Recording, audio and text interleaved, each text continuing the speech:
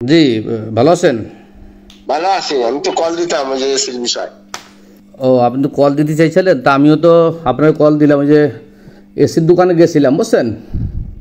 হ্যাঁ তাই গোপালগঞ্জে তো ভালো কোনো এসি নাই। তাই কল আগের যে পুরনো মডেল টডেল করার এসি এলজি এসি এসে গেছিলাম। সিঙ্গারে কিছু নতুন এসি আইছে। না সিঙ্গার মিঙ্গারে পাওয়া চালু বলো ওই সার অথবা এনার্জি। শার্প তো গোপালগঞ্জে নাই, বুঝছেন? এনার্জি ওই এলজি আছে গোপালগঞ্জ। ঢাকাতে আনান, ঢাকাতে। ঢাকাইতে আনাবো? হ্যাঁ ভালো দোকান তো ঢাকাতে আনাবে, সার অথবা এনার্জি। স্যার আমি চিন্তা ছিলাম কি, গোপালগঞ্জের থেকে আমার পরিচিত দোকান আছে ওখানে, তাই না? আর যদি ঢাকাতে আনতে হয় তাহলে তো এখন খুব টাকা পয়সার সমস্যা আছে, ঈদের পরে দিতে হবে, বুঝছেন? আসতেছে তাহলে কেমন নিব এখন? ওই যে না সিগন্যাল লাভ নেই, নেবো না।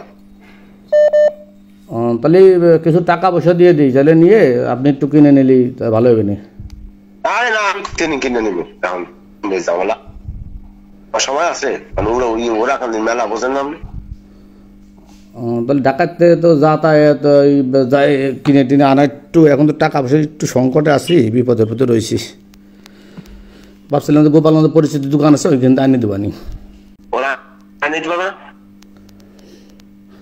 ওদের দোকানের তাইলে ওগুলা কিস্তিতে আনি দিতে পারতাম, ওকে দোকানের আনলি। কিন্তু ঢাকার তো ওকে তো এলজি ছাড়া নাই, বেশি শার্প নাই গোপালগঞ্জে। এলজি শোরুম আছে আর সিঙ্গারের শোরুম আছে। জি এলজি এলজি, জি এলজি। এলজি ভালোই বলা।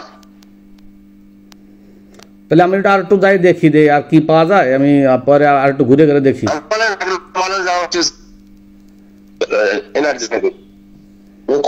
আচ্ছা ঠিক আছে, ঠিক আছে, তাহলে আমি যাই জানাবানি আবার স্যার। শোরুমের তো ফোন দিয়ে ছিল, তা এসি কি লাগানো হয়েছে নাকি, ঠান্ডা হচ্ছে নাকি, তাই জানতে চাইছি একটু আমার ফোন দিয়ে।